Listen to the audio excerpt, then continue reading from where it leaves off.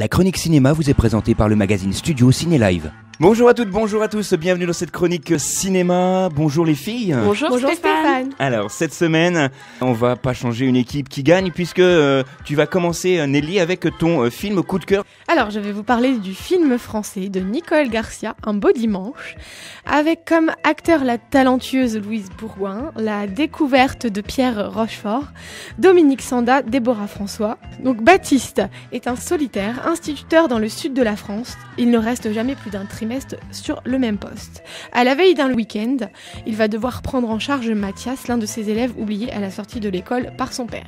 Mathias va emmener Baptiste à sa mère, Sandra. L'entente entre les trois va vite arriver et la situation délicate de Sandra va les amener à revenir aux origines de Baptiste, ce qui pour lui est le plus douloureux et le plus secret. Alors, mon avis, donc on a une première scène déjà assez surprenante qui nous laisse un peu dubitatif.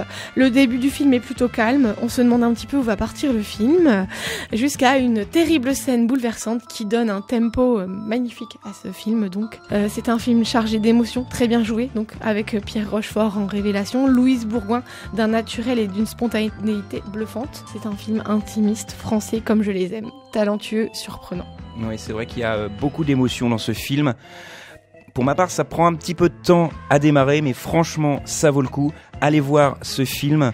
C'est également un excellent film français, comme on a l'habitude de les voir. Seuls les Français peuvent faire ce genre de film. Ça s'intitule Un beau dimanche, et bien évidemment, c'est toujours sur nos écrans.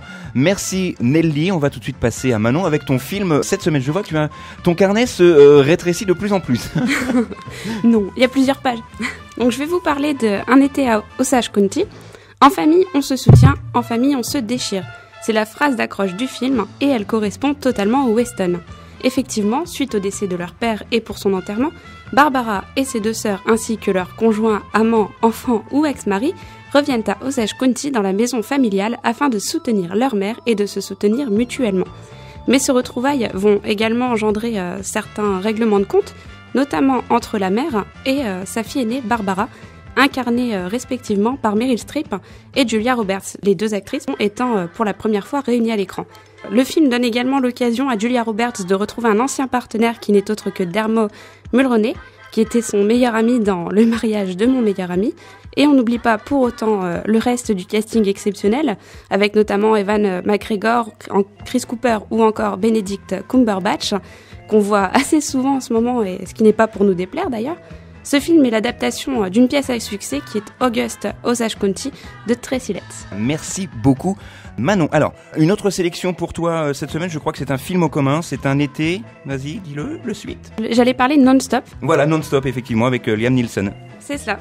Donc un film de John Cole-Serra, donc c'est sa troisième collaboration avec Liam Neeson. Donc dans ce film, on retrouve notre acteur fétiche en agent de police de l'air qui, lors d'un vol, se doit de retrouver un terroriste qui se cache parmi eux et qui menace de tuer une personne toutes les 20 minutes si on ne lui verse pas 150 millions de dollars. Donc on retrouve de nouveau un Liam Neeson survolté, prêt à tout pour sauver cet avion. Mais tout l'intérêt de ce film tient non pas dans l'action, mais dans la question où se cache le terroriste, qui est-il ? Car dans ce huis clos en plein ciel, tout le monde est suspect. Donc un film sous haute tension que je vous recommande vivement. Voilà, alors effectivement, un petit mot concernant le réalisateur. Non-Stop est le deuxième long métrage d'action après Sans identité.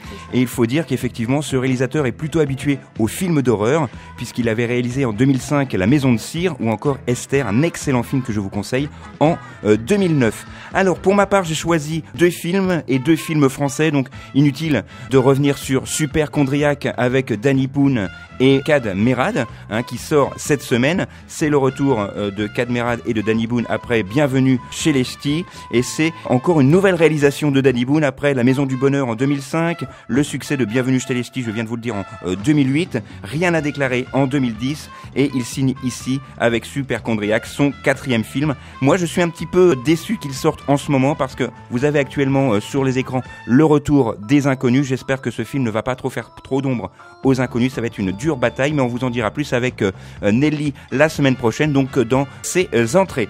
Autre sortie cette semaine, un autre film que je suis sûr nous allons apprécier puisqu'il s'agit de Weekend, un film français avec d'excellents acteurs et actrices comme Karine Viard, Jacques Gamblin notamment. Alors vous allez le voir, des fois pour gâcher un week-end, eh bien c'est assez simple, hein. Simplement un malentendu sur un parking de supermarché, un mauvais réflexe et là tout bascule. Allez voir ce film, ça s'intitule Weekend, avec également l'excellente actrice Gisèle Casadieu qui va fêter son centenaire bientôt en juin, hein, précisément, et elle a été aperçue derrière la caméra de Jean Becker, notamment dans Les Enfants du Marais ou encore La Tête en friche. C'est vraiment une excellente actrice qui sera aux côtés de Karine Viard dans Weekend qui sort cette semaine. Très rapidement et pour conclure, on termine avec les entrées et le nombre d'entrées donc pour les films qui sont passés la semaine dernière, Nelly.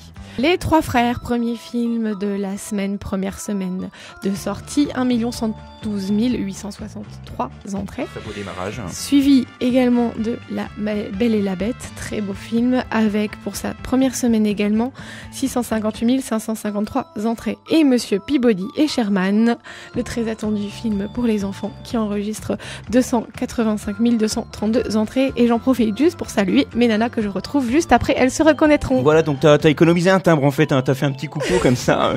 Et moi tiens, en parlant de coucou, je vais faire un petit coucou à Maxime qui a adoré le film Peabody, hein, que j'ai vu avec son papa. Il m'a dit tout plein de bien du film, en fait que c'était génial, qu'il y avait de super décors, etc.